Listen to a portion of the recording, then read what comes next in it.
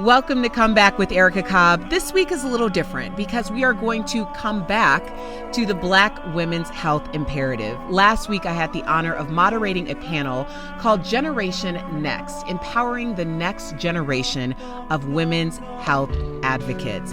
I had an opportunity to speak with scientists, artists, activists, and we wrapped the panel with actress Journey Smollett.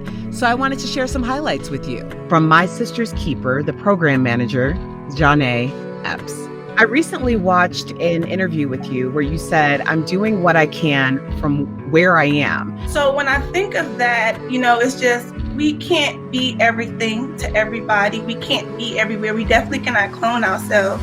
So what could I do from where I am? And so managing the My Sister's Keeper program is where I can do that.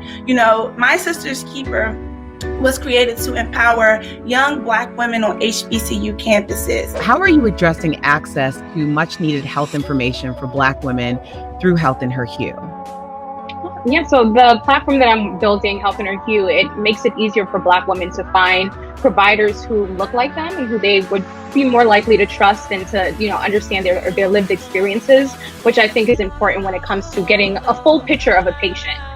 So in that example that you mentioned with me, if I felt that my white doctor would understand microaggressions and would understand what it's like to be a Black woman working in a predominantly white academic space, I might have volunteered to her that I was dealing with microaggressions at work, but that never crossed my mind because I'm like, this white woman is not going to understand that experience. STEM Noir is a research and wellness community for Black women in STEM.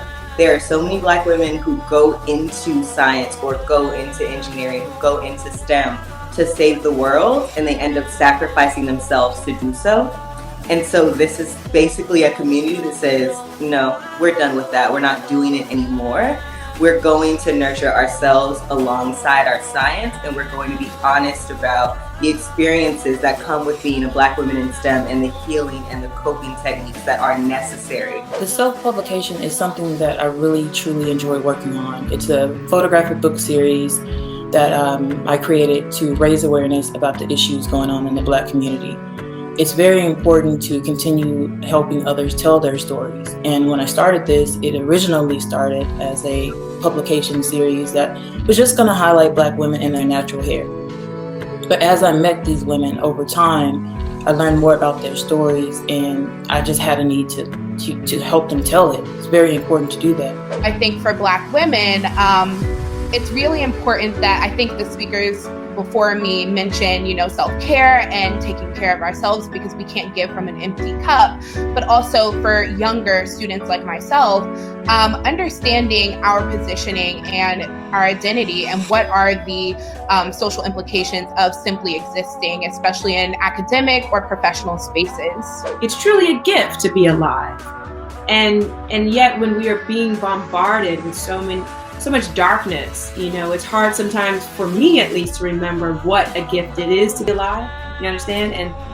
And I'm coming to understand that to have faith in spite of your circumstances is actually quite audacious. And that's just a little peek of the vast amount of information and knowledge that I got from these young queens. So thank you, ladies, again for letting me moderate this panel and to the Black Women's Health Imperative. Please check out this podcast on my online home and get more information about the Black Women's Health Imperative. Go to comeback.tv. And as always, you can hit me up at 413-GET-COBB. That's 413-GETCOBB. The podcast is live now, so check it out.